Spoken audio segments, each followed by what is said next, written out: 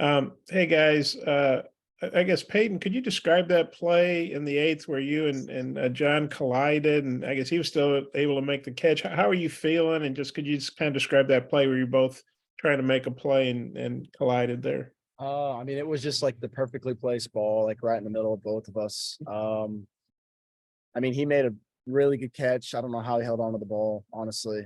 Um, it's just like one of those where it was right between us. We both like he called it at the last second, but we're both full speed, didn't have time to move out of the way. And I mean, it hurt. He's okay, just like a little tweak in his ankle, which nothing too major, which is good. And I'm a little banged up, but it's fine. He made the catch, and that's really all that mattered at that point. So you're good to go tomorrow? We go tomorrow, yes, sir. Okay, I know you had another real good game. It's probably, well, I'm sure it's hard to enjoy when you have a tough loss. Just how do you think you guys will respond to this and bounce back tomorrow? Because you still have a shot to win the outright title.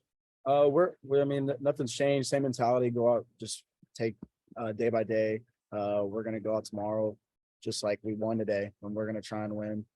Do our thing. Doesn't really change our mentality. I mean, it sucks. It's part of it. You win some, you lose some, but overall, I think we're feeling really good about tomorrow. Okay, thanks, guys. Yeah, Zach, this is several outings in a row for you now. That's been really good. Just is it more of a mental switch? Is there a physical, like mechanical tweak that you made, or just what's been the key to your better pitching of late? Just confidence in myself, honestly. Obviously, when a couple outings go bad for you, you kind of get in your head a little bit. And I thought I responded well to that in the past this season. And I just know I got to be that guy, being the older guy on this team. I got to, do better. So it's kind of like I have to do it. I want to do it. So I mean, the whole thing's just confidence for me. I think you cruised through your 3 innings. I think you're at 42 pitches. Were you fighting to go back down there in the eighth, or were you pretty out of gas, or just how are you feeling? No, I felt fine. It kind of caught me off guard a little bit because I mean, I felt really good. My stuff was really good, and I wanted to go back out there, but it just seemed like they had already made their mind up by the time they came to talk to me, because I was in the dugout just preparing to go out again, and they just came up to me and saying they were going to the next guy. So I was like, okay.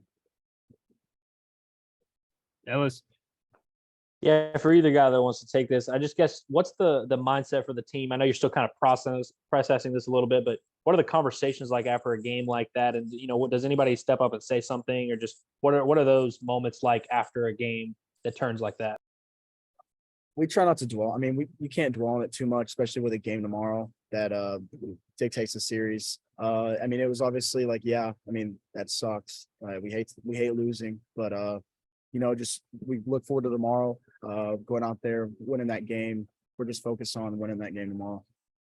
And this team's been resilient all year. These guys have been stepping up whenever their number's been called through unfortunate events with injuries and stuff. But we just got to move on from it. I mean, it's part of the game, especially with that homer that happened in the eighth inning. I mean, that's just part of the game. Guy just put a good swing on a good pitch, and you just got to tell those guys, especially when they're freshmen, they'll start to get in their head a little bit, and especially when it's an outing that didn't go their way. You just got to tell them, hey, man, you've been one of our dudes all year, and we're going to need you. We got to flush this.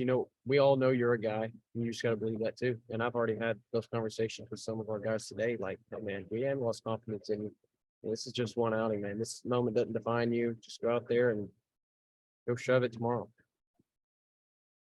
All right, Bob, close it out. Yeah, I was going to ask Zack if he talked to the young guys, but he took care of that. So I'll ask you both.